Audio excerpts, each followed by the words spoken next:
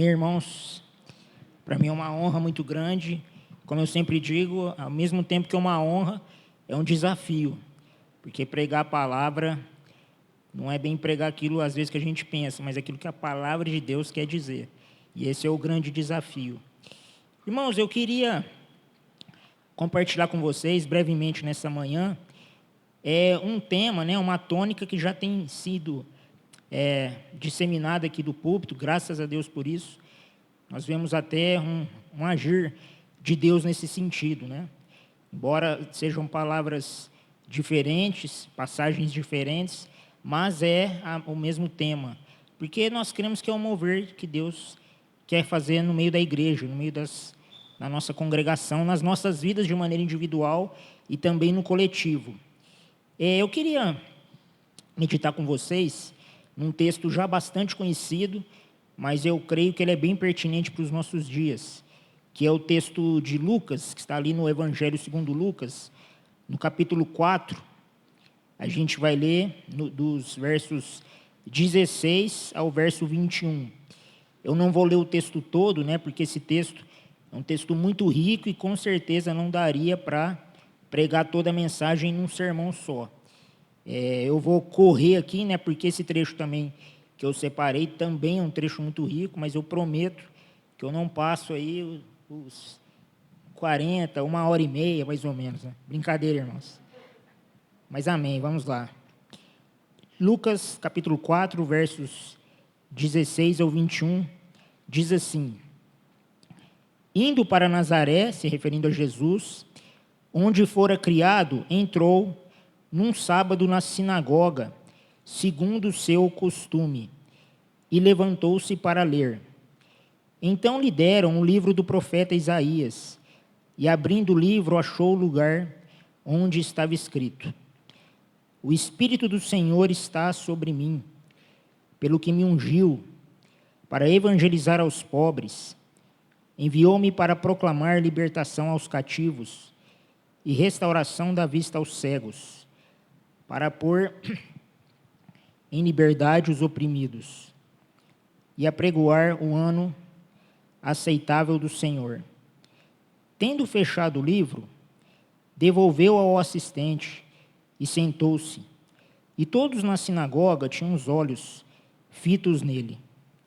Então passou Jesus a dizer-lhes: Hoje se cumpriu a escritura que acabais de ouvir.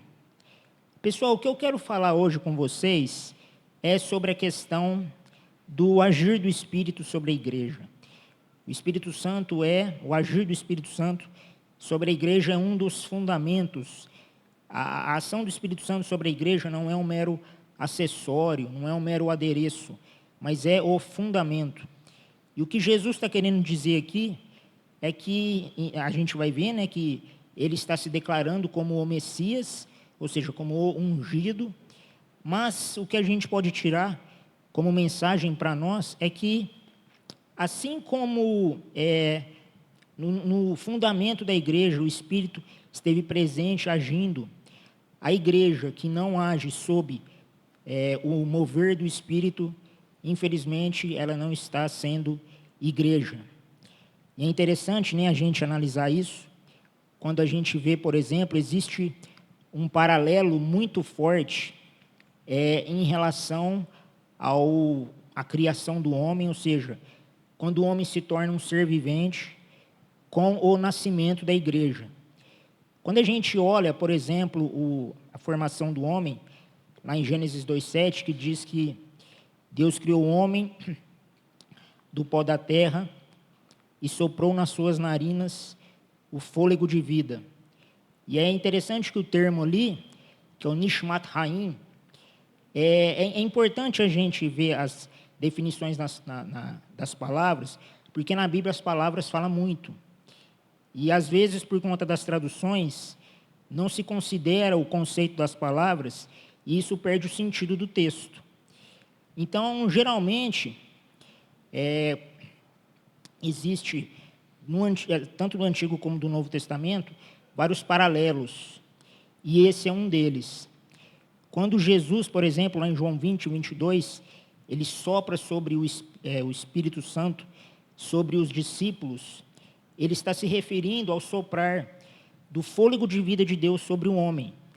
E quando em Atos 1:8 ele diz que eles deveriam permanecer em Jerusalém, porque eles receberiam o poder do Espírito Santo, ele também está fazendo referência a isso. Mas o que eu quero dizer para vocês, para que a gente possa entender esses paralelos? Lá em Gênesis 2:7, por exemplo, como eu disse, quando fala do fôlego de vida, que é o Nishmat Haim, no Novo Testamento, quando se fala sobre o soprar do Espírito, ou como fôlego de Deus se referindo ao Espírito, existe uma palavra só, que é a palavra pneuma. Então, por exemplo, lá em João 20:22, quando a Bíblia fala que Jesus soprou o seu Espírito Santo sobre os discípulos, e aí o texto diz, né, recebeis o Espírito Santo. O termo ali é pneumatikos, que fala da questão do pneuma, ou seja, do sopro ou do vento. O sopro de Deus sobre a igreja e o vento, a questão também do vento, do Espírito. Então, o termo pneuma se refere a esses dois atributos. No Antigo Testamento, não. No Antigo Testamento é diferente. Quando fala do vento, que é a mesma palavra também que se refere ao Espírito, a palavra ali é ruach. Então, por exemplo, né, o Espírito de Deus movia sobre a face das águas ou sobre a face do abismo, em outras traduções. O termo ali é ruach Elohim. Agora, ali, o ruach, então, fala do vento, fala do Espírito. Mas o soprar, que aparece ali em Gênesis 2:7, quando Deus sopra do fôlego de vida sobre as narinas do homem, ali o termo nishmat vem de nishma, que significa o sopro, mas o sopro humano. Então, qual que é a analogia ali? Com certeza vocês já viram um socorrista socorrendo alguém, fazendo aquela conhecida técnica da respiração boca a boca. Ou não só boca a boca, né, mas pega toda a narina ali, a pessoa desacordada, inconsciente, então o socorrista sopra do seu fôlego sobre aquele ser ali que está ali inerte, né, que precisa do socorro. Então, logicamente que Deus ali não é humano, obviamente, mas Moisés ali usa esse texto a fim de que a gente possa compreender, ter uma imagem do que aconteceu, ter uma imagem viva na nossa vida, na nossa mente, para saber o que aconteceu de fato, o que levou o homem a ser alma vivente. Então, ele não usa o termo ruach, ele usa o termo nishmat, ou seja, assim como um socorrista socorre alguém soprando fôlego, essa é a imagem que a gente tem que ali de Gênesis 2:7. Então, ali, a gente precisa fazer a transferência dessa imagem para João 20:22 e para Atos 1:8. Ou seja, o soprar do Espírito ali, embora no grego é o pneuma, mas está falando do nishmat, ou seja, é o Espírito de Deus, obviamente, como soprar do próprio Deus.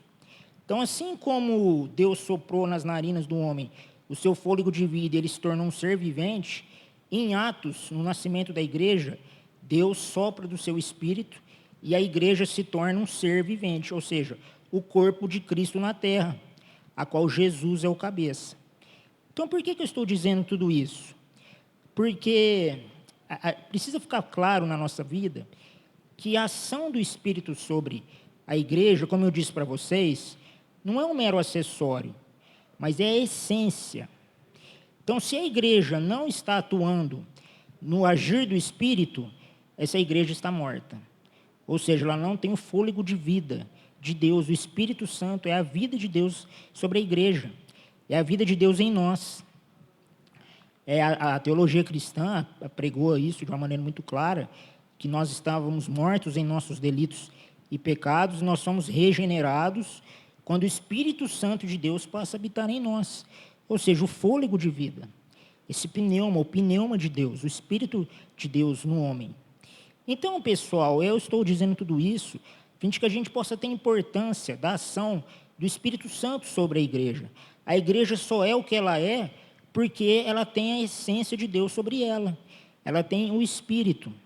Então, nós precisamos agir sobre o Espírito. Mas agora surge uma outra questão. O que é agir no Espírito? E é muito importante a gente fazer essa reflexão, porque no cenário da igreja hoje, nós temos um certo desequilíbrio. Nós temos dois extremos, que nós precisamos da ação do Espírito a fim de acharmos o equilíbrio. Então, num polo da igreja, nós temos aquelas pessoas que enfatizam os moveres, que enfatizam os dons, e tudo isso é muito bom, não estou dizendo que não é, mas tudo tem o seu lugar. Deus, ele é um Deus perfeito, e ele é Deus que fez tudo no seu lugar, e que precisa funcionar da devida maneira que ele estabeleceu. Então, nós temos um polo da igreja que, como eu disse, enfatiza muito a ação do Espírito e trata a palavra como se não fosse uma ação do Espírito. Trata a teologia como uma coisa de homens.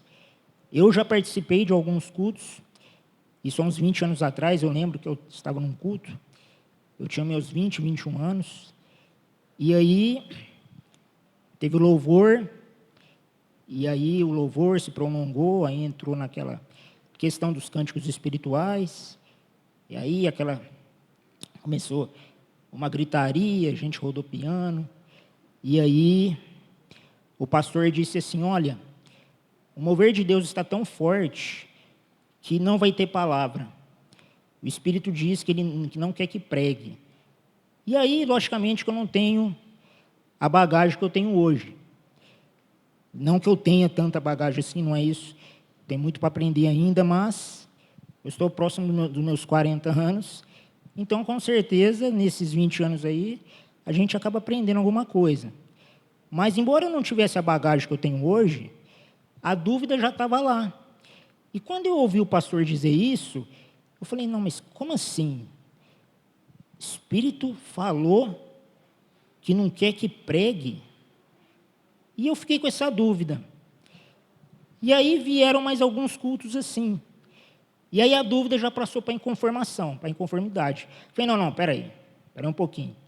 E aí, lógico, eu comecei a estudar, e aí a gente se depara com João 14, 26, quando Jesus diz que o Espírito Consolador viria da parte do Pai, o Pai enviaria, e ele ajudaria, consolaria, vos ensinaria e nos lembraria de todas as coisas que Jesus ensinou.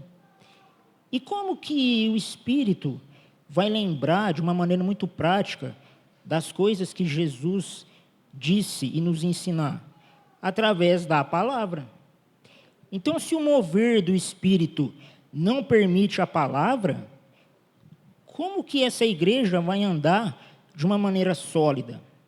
Então, esses moveres, essa espécie de montanismo dos dias de hoje, montanismo foi uma heresia ali no 2º e 3º século, que dizia que aquelas pessoas estavam vivendo sobre a era do Espírito Santo. E foi um período de muitas heresias que a igreja precisou lidar. E hoje a gente vê muitas heresias pululando no meio da igreja, porque se dá uma ênfase nas ações espirituais e não tratam a palavra como algo espiritual. Pessoal, a pregação da palavra é algo espiritual. A pregação da palavra é o Espírito agindo. É o Espírito Santo nos lembrando, através, logicamente, de homens imperfeitos. Lá em lá em 2 Coríntios 4:7, tem um texto que a gente deve se lembrar direto e reto, que diz que a excelência está no vaso de barro, para que o nome de Deus seja glorificado. Então, embora nós sejamos vasos de barro, mas nós carregamos a essência de Deus. Então, quando a gente está falando aqui, logicamente, com muita busca, muita dedicação, por conta da responsabilidade que nós temos de que pregar a palavra e pregar o oráculo de Deus é algo sagrado, é algo que nós devemos tratar com a maior reverência possível. E como que algo sagrado, como se a palavra é o próprio Deus falando, e quando nós lemos as Escrituras, Por isso que os judeus tratavam de uma maneira muito clara a leitura diária, que é o parashat, que a gente vai ver aqui na vida de Jesus, como que os judeus tratavam de uma maneira muito sagrada a questão da palavra, e a igreja primitiva também, e toda a tradição cristã.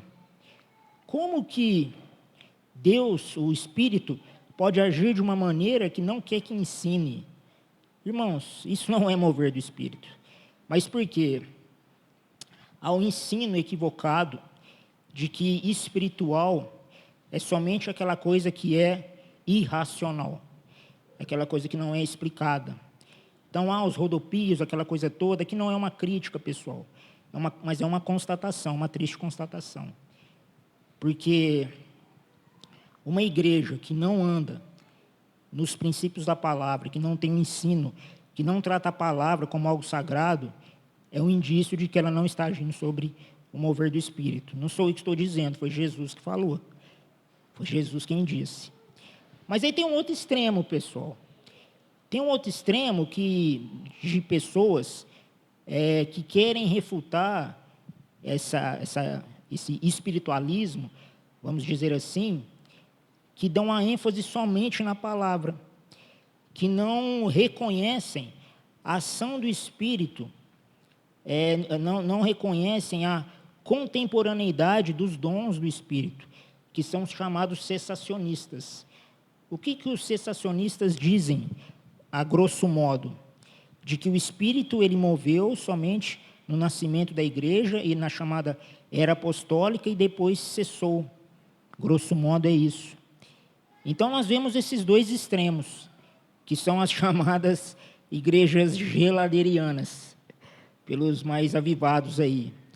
E aí, pessoal, a gente vê que essa doutrina cessacionista, com perdão aí quem a segue, mas ela é falaciosa demais, porque nós vemos o agir do Espírito em toda a história da igreja.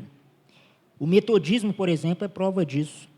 Nós temos no século XVIII o chamado avivamento morável, que impactou a vida de John Wesley. Então, o século XVIII, ou seja, 17 séculos depois do nascimento da igreja, então quer dizer que o Espírito não agia mais? Não só agia, como continua agindo. A questão é a gente entender o que é ser, o que é viver debaixo do agir do Espírito Santo. E não tem nenhum modelo melhor do que o próprio Jesus. Então, essa passagem, ela ensina o que é ser, o que é viver debaixo do agir do Espírito. Então, vamos lá. Eu pontuei aqui 5 questões. Como eu disse, eu quero ser breve. Mas eu também não posso deixar de falar o que o Espírito quer dizer para nós, quer nos ensinar. Então, vamos lá. Lá no versículo 18, Jesus, é interessante a gente analisar todo o contexto para a gente entender. Na cultura judaica, isso era válido também nos dias de Jesus, um judeu ortodoxo, ele tem a sua leitura diária da Tanakh, né, que é a Bíblia deles. E a leitura diária, que é lida tanto em casa como nas sinagogas, é chamada parashat. O que é o parashat? É a leitura diária, mas essa leitura ela é feita em voz alta, e aí existe o comentário no sentido de fazer a aplicação na vida do devoto, na vida do indivíduo. Então, Jesus aqui, como a Bíblia diz lá no versículo 16, era costume de fazer o quê? A leitura pública. A leitura pública na sinagoga. Por quê? Porque todos os dias as leituras eram feitas em casas. No sábado, no Shabat, era feito na sinagoga. E Jesus ele tinha permissão para ler porque ele era um rabino. Ele passou por todos os procedimentos educacionais ali. Então, Jesus aqui foi chamado para fazer a Parashat Yeshaiá, ou seja, a leitura diária de Isaías. E aí ele pegou esse texto aqui, na verdade ele não pegou, deram para ele, né, como diz o versículo 17, então lhe deram o livro do profeta Isaías. Quem que dava? O chefe da sinagoga. Só que Jesus ele quer dizer aqui que não foi algo assim aleatório. Ah, não, é porque era a leitura do dia, era a paraxá do dia, que tinha que fazer, então foi meio por acaso. Não. Jesus está dizendo que tudo, até o fato de, naquele dia, a paraxá ser o livro de Isaías, era algo que Deus estava comunicando. Ou seja, era o tempo, era o agir de Deus. Tanto que lá no versículo 21 ele vai dizer, olha, eu li o texto, eu fiz a paraxá, e qual que era a aplicação? A aplicação prática do texto era Jesus dizendo, eu sou o cumprimento. Simples assim. Ou seja, eu sou o Messias. Eu sou esse ungido aqui. E Jesus, pessoal, a gente sabe muito bem disso, é a pedra da igreja, ele é o cabeça da igreja, ele é a pedra angular. Então aqui ele se revela como modelo do que é agir no Espírito, a fim de que a igreja da qual ele é o cabeça, entenda o que é agir no Espírito. Então ele diz, o Espírito do Senhor está sobre mim. E aí a gente poderia até falar, né, da questão do batismo, mas não vai dar tempo, mas isso precisa ficar claro. O Espírito do Senhor está sobre mim, pelo que me ungiu para evangelizar os pobres. Então, a primeira parte aqui que nós podemos ver, a primeira característica de uma igreja que age no agir, no mover do Espírito é que evangeliza os pobres. Mas o que é evangelizar? Evangelizar é falar de Jesus, falar da obra de Jesus, falar da vida de Jesus, é tudo isso, mas é um pouco mais. Como eu disse, a gente precisa entender o contexto das palavras, a fim de que a gente possa entender o que de fato elas querem dizer. Então, pessoal, o termo evangelizar, que é o termo evangelion, o primeiro cristão que o utiliza nas Escrituras é o apóstolo Paulo. Só que esse termo evangelho ele foi adaptado ao contexto cristão, porque o seu termo original ele foi pego do contexto imperial. Então, era algo ligado ao Império Romano. Então, só para a gente entender o que é evangelizar e qual a aplicação desse termo que Paulo e depois os demais apóstolos fizeram para com a conduta do cristianismo. Quando o Império Romano ele conquistava um novo território, logicamente como fruto da ação das suas legiões, ou seja, das suas divisões do exército, e na época de Jesus, o Império Romano estava no seu auge, ou seja, o exército romano era imbatível. Então, as legiões conquistavam aquele território, e aí eles mandavam um dos soldados, um emissário, uma carta para o imperador dizendo, olha, as legiões conquistaram determinado território. Então, como que era o nome dessa carta? Evangelion. Então, se mandava o Evangelion. E aí o imperador recebia essa carta, escrevia dizendo, olha, estou indo lá sacramentar a conquista do Império Romano. Então, o imperador pegava aquele evangelho, escrevia a resposta dele, que também era considerado evangelho, mandava para o emissário, e o emissário pegava esse evangelho, falando da ida do imperador. O que é essa ida do imperador para sacramentar o poderio romano? A parousia. Então, era o evangelho do imperador, a carta do imperador, anunciando a sua parousia. Então, o que é pregar o evangelho? O que o apóstolo Paulo quis dizer? A gente vê isso muito claro no livro de Romanos. O evangelho é a mensagem de que o reino de Deus foi estabelecido na terra e de que Jesus está vindo, porque ele é o verdadeiro imperador. Porque o imperador se via como dono do mundo. Por quê? Porque ele, de fato, era o maior império do mundo. Roma era o império global, era o império universal. Nessa época aqui, eles já tinham alcançado a China, para vocês terem uma ideia. Toda a Europa, o Oriente Médio, enfim. O Império Romano estava no auge. Mas aí, Paulo estava dizendo, olha, nós somos chamados para pregar o Evangelho. O que o Evangelho? É a vinda de que Jesus é o reino de Deus. E ele virá, na sua parousia, para estabelecer o verdadeiro reino. Então, quem é César perto de Jesus? Então, esse é o Evangelho. Então, o que é pregar o Evangelho? É pregar o reino de Deus.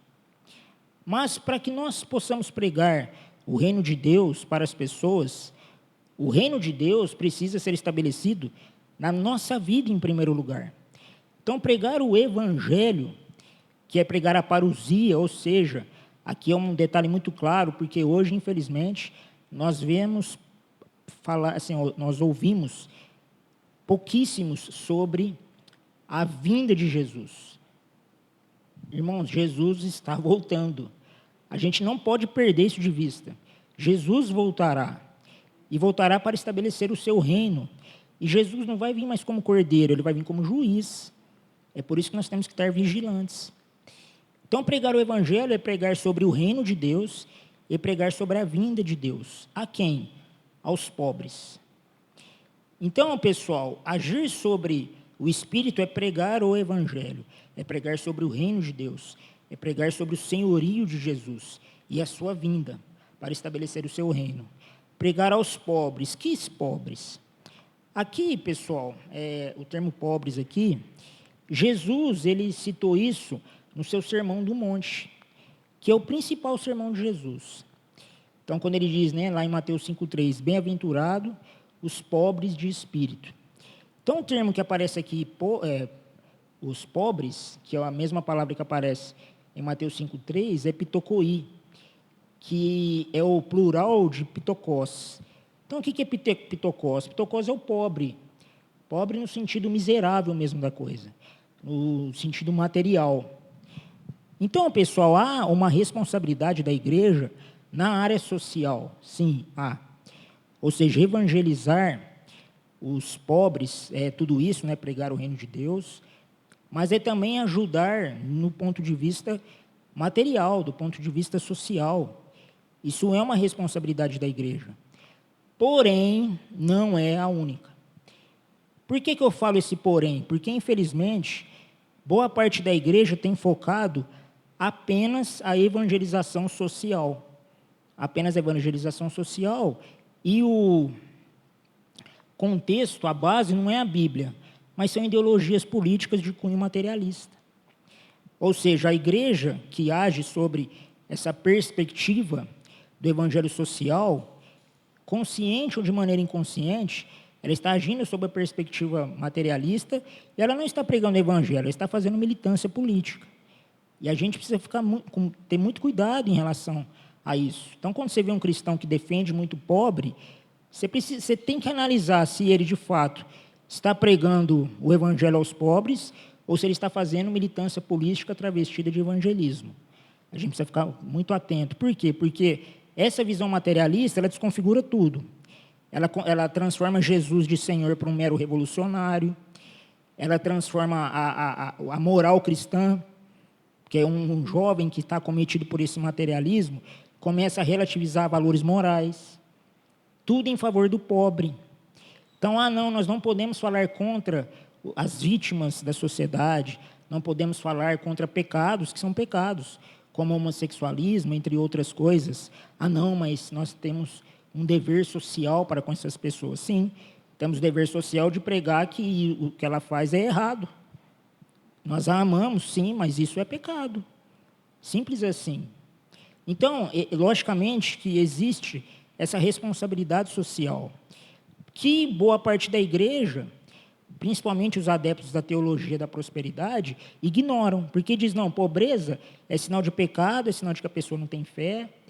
Percebem como que é oscilante a coisa? Como se a gente não trazer o equilíbrio, a gente incorre em vários erros. Então, é responsabilidade da igreja, sim, fazer assistência social. A gente vê isso de uma maneira muito clara em próprio Atos 6, por exemplo, na instituição dos diáconos.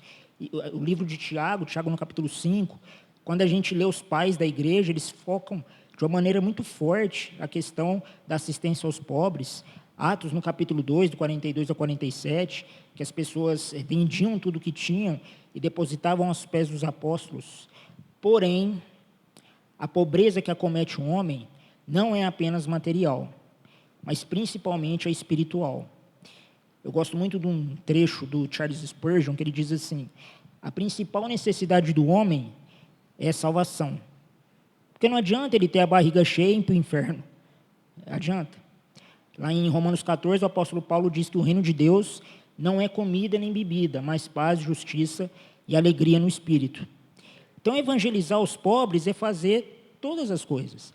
Como o Éder disse aqui, não sei se foi nesse ou no anterior, que ele falou até da obra, né, do bispo do Batata, o bispo Luiz Henrique, que ele faz esse trabalho muito importante de levar comida, mas isso não é tudo. Tem que se falar sobre a necessidade espiritual que essas pessoas são acometidas. Então, andar sobre o agir do Espírito é evangelizar os pobres, ou seja, o ser humano de uma maneira integral, não apenas do ponto de vista material, mas também não apenas do ponto de vista espiritual, ignorando as suas necessidades básicas, mas é no sentido completo.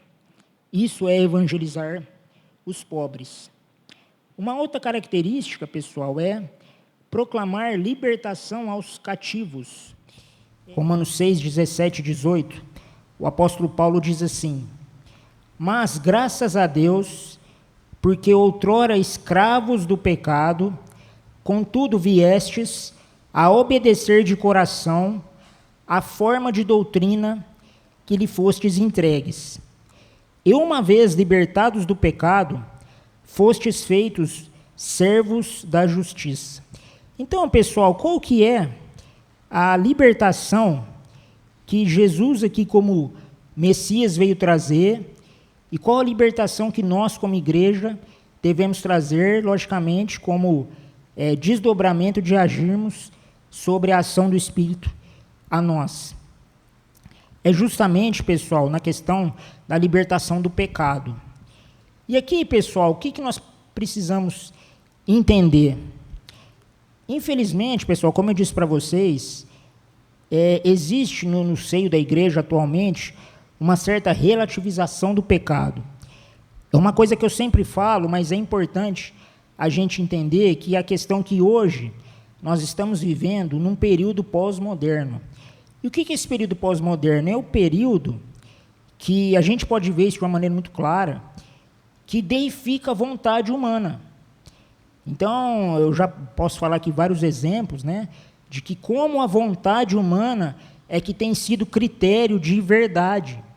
Então, a pessoa que é o homem, mas ele quer ser uma mulher, ele quer ser reconhecida como uma mulher, ainda que todos os seus atributos biológicos e psíquicos dizem que ele é homem, mas não, eu me sinto uma mulher. Um homem já barbado, não, eu me sinto uma menina de 8 anos e tem que tratá-lo como uma menininha de 8 anos. Por quê? Porque a vontade é o critério de identidade, o critério de realidade, o critério de verdade. E isso, infelizmente, tem entrado na igreja. Então, aquilo que é pecado tem sido reduzido a uma questão da vontade humana. Ah, mas peraí, isso aqui não é pecado. Porque, na verdade, nós temos uma necessidade. Eu já ouvi isso, pessoal, várias vezes. Não, mas como que isso pode ser pecado se eu tenho esse desejo? E se Deus é soberano sobre a minha vida, foi Ele que colocou esse desejo no meu coração. Então, como que Deus vai colocar no meu coração um desejo pelo pecado? Há aberrações assim. Por que há aberrações assim? Porque se enfatizou tanto o agir do Espírito e não tratou o ensino das Escrituras como algo espiritual. E aí cai numas aberrações dessas. Ou seja, ignorando fatos essenciais da fé cristã, como a depravação total do homem, a natureza pecaminosa, o coração enganoso. Mas por que isso não atrai as pessoas? Isso, na verdade, confronta as pessoas.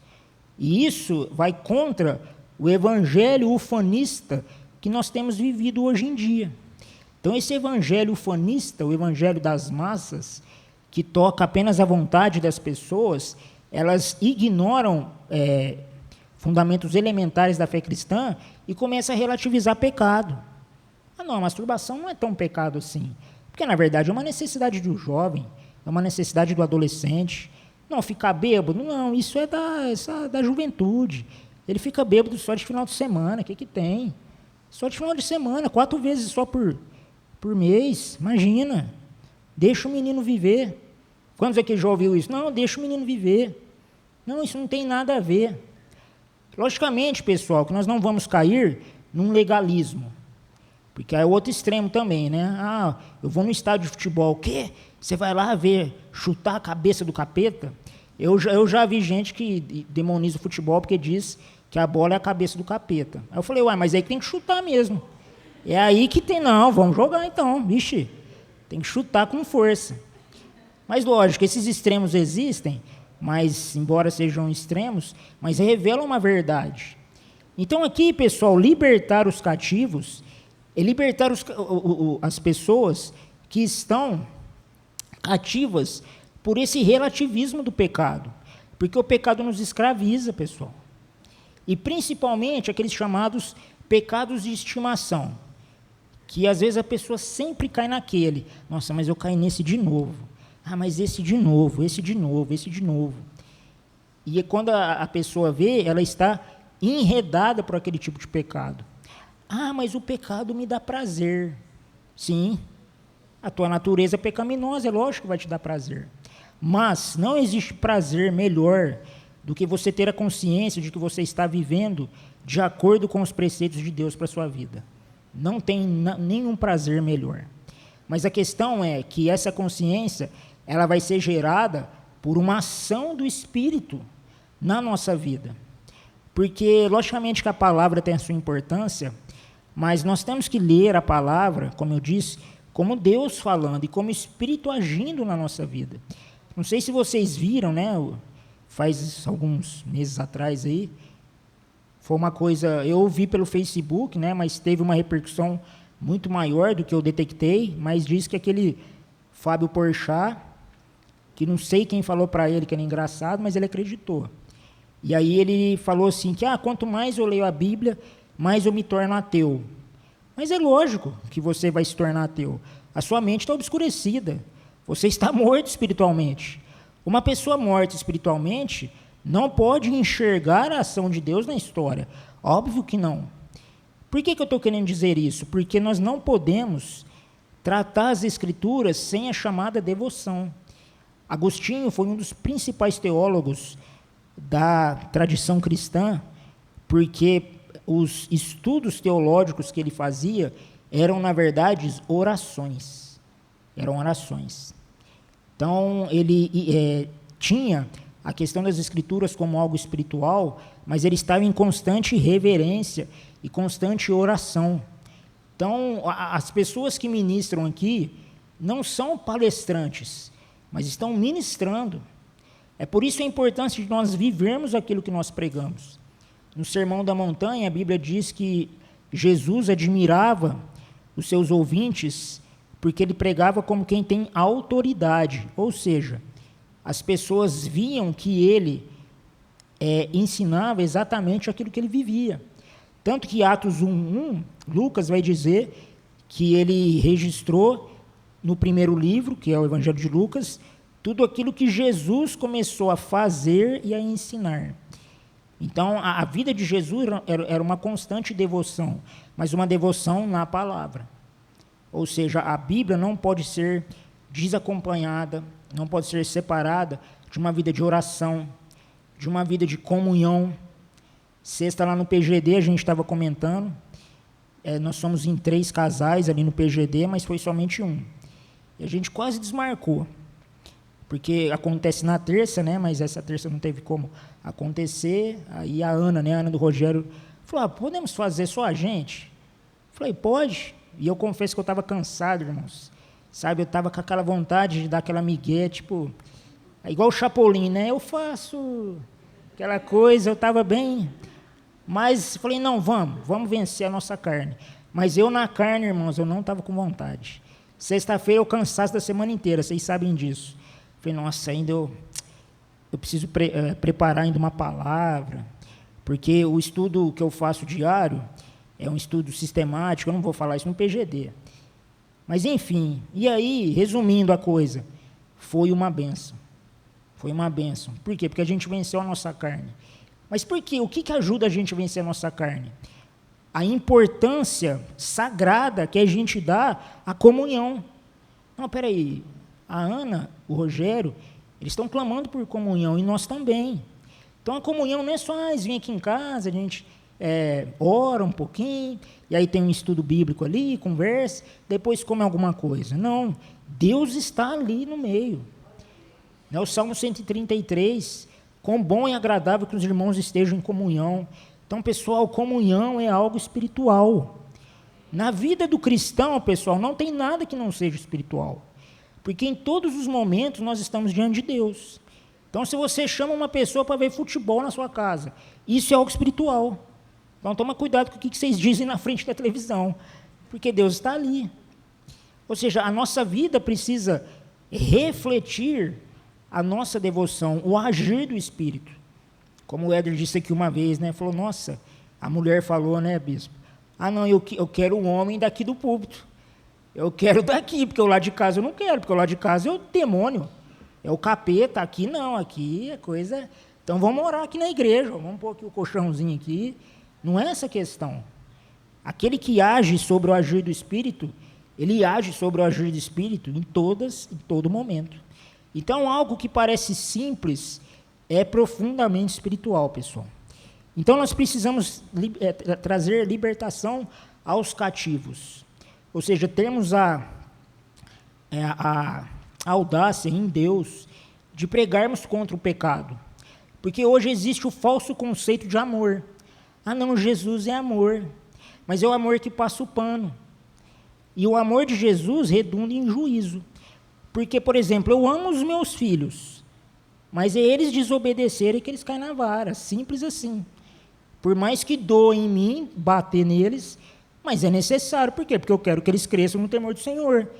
E no temor do Senhor, às vezes, vai precisar desapecar o popô. E uma vez eu vi um pastor dizendo, olha, Deus é tão perfeito que aquela polpinha ali que fez é própria para a varinha. É perfeito, é ali que tem que a coisa acontece. Logicamente, é uma brincadeira, né? Mas a disciplina acontece. E, logicamente, que não é uma coisa agradável você disciplinar o seu filho, mas é algo essencial. Isso é uma prova do amor.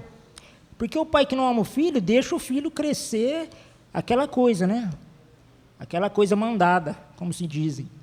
Então, Deus, ele disciplina os seus filhos. Então, nós precisamos ter audácia para pregar contra o pecado, em amor, mas em verdade. A Bíblia diz que Jesus, lá em João 1, João dizendo, né, primeiro veio Moisés dando a lei, e aí depois veio Jesus dando a graça, e ele pregava a graça em verdade, em graça, mas em verdade. Então, Jesus, ele veio pregar, não só pregar, mas manifestar, ele mesmo sendo prova do amor de Deus, mas ele veio confrontar pecados. Então, uma igreja que age, que age sob o mover do Espírito, é a que prega contra o pecado, a fim de trazer liberdade aos cativos. Uma outra situação, pessoal, é restaurar vista aos cegos. E cegueira na Bíblia, pessoal, fala de cegueira da mente. Não fala apenas da cegueira dos olhos, mas aqui fala da cosmovisão, ou seja, a visão que nós temos de Deus. E essa visão que nós temos de Deus determina a visão que nós temos de nós mesmos e, consequentemente, a maneira que nós vemos o mundo. Então, existe um conceito, principalmente no neocalvinismo holandês, que fala um princípio da chamada teorreferência. E, logicamente, não foram eles que descobriram, é uma coisa, os apóstolos já falavam isso, mas eles não tinham essa palavra, né? Essa palavra técnica, entre aspas. Mas o que é a teorreferência? É o fato de que Deus é a realidade última. Ou seja, a maneira como eu enxergo Deus é a maneira como eu enxergo a mim mesmo e como eu enxergo o mundo. E a questão é, como nós enxergamos a nós mesmos e como nós enxergamos ao nosso próximo? Porque quando nós enxergamos o nosso próximo como Deus vê, o nosso relacionamento com ele vai ser diferente, com certeza. Embora que a nossa carne seja malvada, seja ruim, mas a questão é, não, peraí, o meu próximo, ele é criado à imagem e semelhança de Deus. Então, eu preciso enxergar o meu próximo como Deus a vê. E eu preciso enxergar a mim mesmo como Deus me vê. Um pecador, mas um pecador regenerado. Então, nós não podemos tirar nenhuma dessas realidades. Eu sou um pecador, ou seja, reconhecer a minha miséria, reconhecer a minha total dependência de Deus, mas eu sou regenerado, ou seja, eu tenho o Espírito Santo em mim, eu sou vivificado, eu sou justificado. Então, eu não preciso ser mais escravo do meu pecado, porque Jesus me libertou. Mas eu não sou o bonitão da balachita. Como se diz aí, né? Nós não somos o centro do Evangelho. Nós não somos o centro da vontade de Deus. Não somos, pessoal, de maneira nenhuma. Nós somos chamados para glorificar a Cristo. Cristo, sim, é o centro de todas as coisas. Então, eu preciso enxergar o meu próximo, preciso enxergar a mim mesmo e o mundo a qual vivo, de acordo com os absolutos de Deus, e não de acordo com os absolutos que a mídia quer colocar, que ideologias querem colocar. Nós precisamos pensar, sentir e agir de acordo com o que Deus diz, porque Ele é o absoluto que estabelece e sustenta a realidade das coisas. Lá em 2 Coríntios 4,4, o apóstolo Paulo diz que o Deus deste século cegou o entendimento das pessoas para não lhes resplandecer a luz do Evangelho. O que é isso, pessoal? Quando se fala do Deus deste século cegou o entendimento, está falando das pessoas que pensam, sentem e agem de acordo com o Deus daquele século, que hoje nós podemos falar, como a gente já tem dito, o Deus do secularismo. Ou seja, hoje se prega não somente uma realidade global, mas se prega um modelo de ser humano e um modelo de relacionamento social completamente desprovido dos absolutos de Deus. Então, quando se tira Deus da jogada, quando se substitui a teorreferência pela antroporreferência, ou seja, a referência humana, um feto em desenvolvimento, por exemplo, se torna um amontoado de células. Ou seja, ele não tem a essência de Deus e ele não tem a honra a qual Deus lhe atribui. A Bíblia diz, né, na Salmo 139, Davi dizendo que ainda que de maneira maravilhosa o Senhor me formou e me teceu, estando eu no ventre da minha mãe. Então, Deus ele já trata aquele ser humano em desenvolvimento como ser humano, já criado à imagem e semelhança de Deus. Então, ele não é um amontoado de célula, mas uma pessoa que ainda diga que é cristã, mas abraça esse pressuposto, você vai ver que logo, logo ela vai estar defendendo um aborto. Você vê como é que é a coisa? Mas por quê? O Deus deste século cegou o entendimento das pessoas, ou seja, cegou o entendimento no quesito de que ela enxergue quem o ser humano de acordo com o pressuposto que Deus estabeleceu. Então, uma igreja cheia do Espírito é uma igreja que prega os absolutos de Deus, não apenas prega, mas vive. Ou seja, o evangelho da glória de Cristo. Lá em João 9, por exemplo, a gente vê, eu não vou falar aqui todo o texto, porque isso daria um sermão e o relógio ali já está querendo avisar que é para eu terminar, mas estou acabando, pessoal. Diz o seguinte, aquele cego que chegou a Jesus e Jesus cuspiu ali, fez um barrinho ali, fez um lodo, aplicou nos olhos dele e disse, vai lavar-te no tanque de Siloé. E aí ele foi, se lavou e, resumindo a história, foi curado da sua cegueira, passou a ver. E é interessante esse fato de Jesus cuspir, porque Jesus ele não fez nada, em nenhum momento da sua vida, ele fez algo impulsivo. Não tem o que eu fazer, cuspiu lá, pegou o lodo numa questão impensada. Não foi assim. Existe um princípio ali. Lembra que a gente falou do fôlego? Logicamente que ali não fala de fato o que aconteceu, mas somente para a gente ter uma imagem. Mas Jesus, naquele momento, estava como ser humano. Então, quando Jesus ele cuspiu ali, quando você gospe, logicamente que vem um pouco de fôlego. Então, na verdade, o fato de Jesus cuspir na terra é a questão do fôlego de Jesus, que era Deus encarnado, algo santo, se misturou na terra, que é algo impuro. Que foi exatamente o que aconteceu quando Jesus Logicamente, a terra ali não era impura ainda, mas a questão material, terrena, é a questão do divino se misturando com o criado. Então, ali, meio que Jesus, de uma maneira ínfima, podemos dizer, de uma maneira micro, ele reviveu aquela realidade, quando Deus sopra nas narinas do homem o fôlego de vida. Então, Deus soprou ali, fez o barrinho e aplicou nos olhos.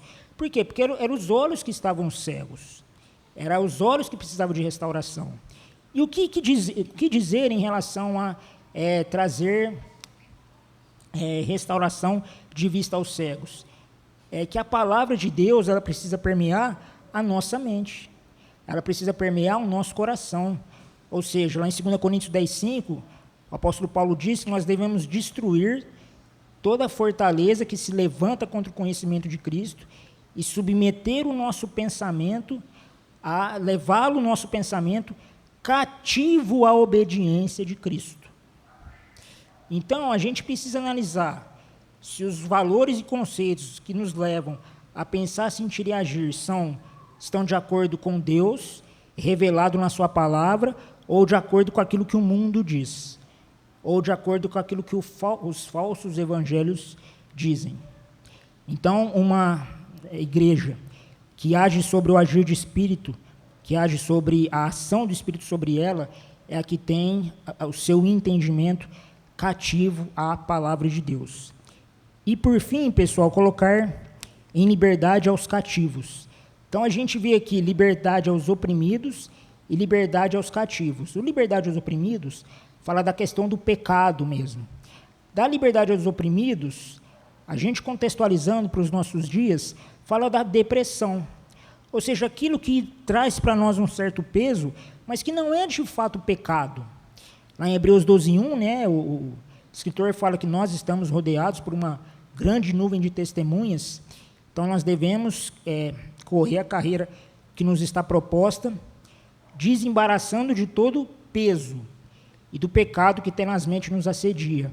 Mas a questão do peso, pessoal, então muitas vezes na nossa vida, há alguns pesos que não são necessariamente pecado, mas que nos impedem de cumprir a carreira a qual Deus deseja que nós sigamos. Então, nós precisamos trazer liberdade a isso. Mas para que nós possamos ser usados por Deus para trazer liberdade a esses oprimidos, pessoas que estão opressas pela mídia, pelo que, esse terrorismo que tem feito, que estão cativas de ideologias, que estão cativas de sentimentos, de depressão mesmo. Nós, pessoal, precisamos agir como pessoas usadas por Deus, a fim de trazer liberdade a essas pessoas. Mas nós precisamos, primeiramente, receber essa libertação.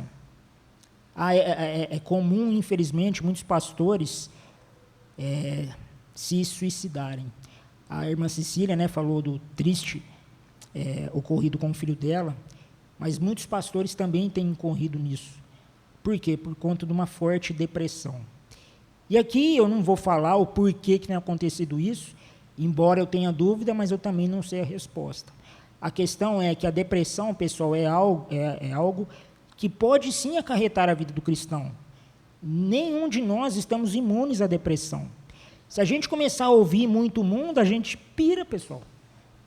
Se a gente não tiver a nossa mente, o nosso coração cativos à palavra de Deus, a gente vai acreditando em tudo que o mundo diz, e aí a gente pira, a gente não tem mais comunhão, a gente não vem mais na igreja.